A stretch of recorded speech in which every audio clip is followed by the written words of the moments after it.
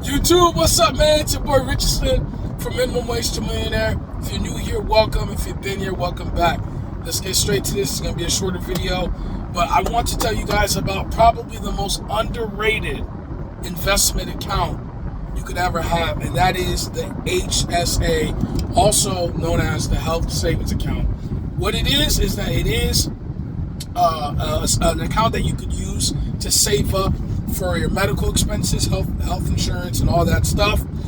It's actually an investment account, although you could also save up money and have it be a regular savings. So it depends, right? It doesn't always have to be an investment account. But what makes this very, very powerful is that it is triple tax advantage, meaning that when you contribute to the account, those dollars are tax deductible, meaning you get a tax write-off on the front end from that. But there's also two more benefits.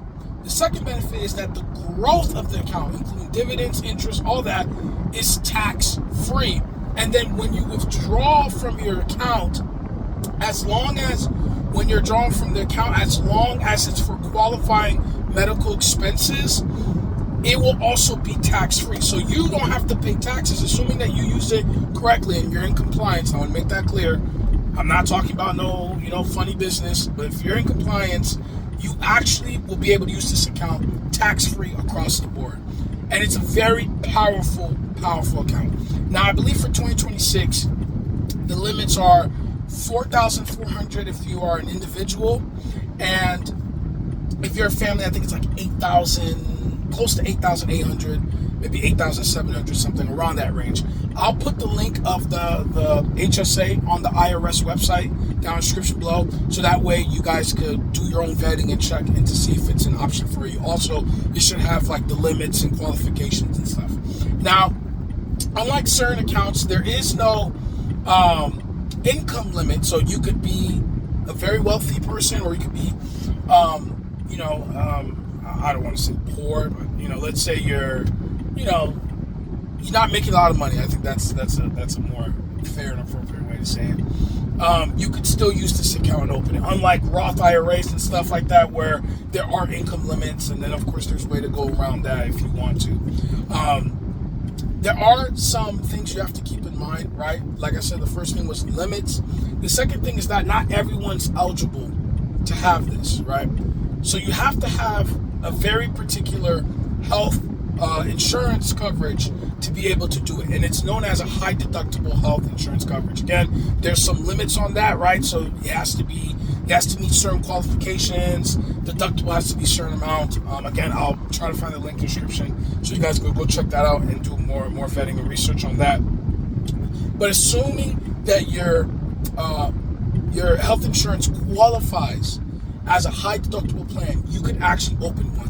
Now, some of the places you could open one is that I would say the one that I would recommend, although I'm not a financial advisor, but it is the Fidelity one. I think the Fidelity one has like no account fees. You can invest, you can pick whatever investment types you want. There are certain employers that will have a health savings account, similar to like a 401k, but they have a health savings account, so you can open one through your employer, and sometimes they can actually contribute, similar to like a 401k, where they could contribute alongside your contributions.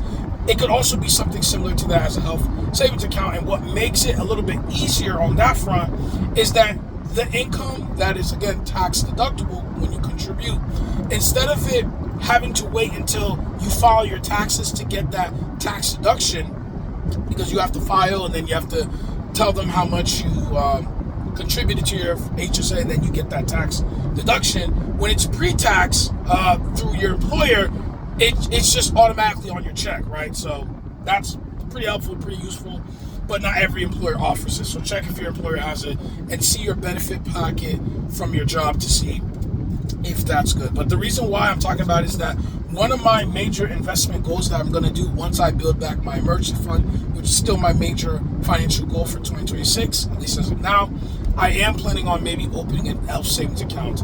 I'm conflicted on whether I should max the HSA because it has a lower limit and it has triple tax advantage. Should I do that, or should I prioritize my Roth IRA? I got to figure it out. Some people are giving me kind of mixed. Some people say do the HSA because you get, again, the triple tax advantage.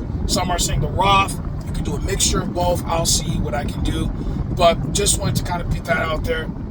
I wanted to put the radar on the HSA. So thank you guys. I'm actually going to go to eat. I got out of church. I didn't eat nothing this morning, so I'm a bit hungry.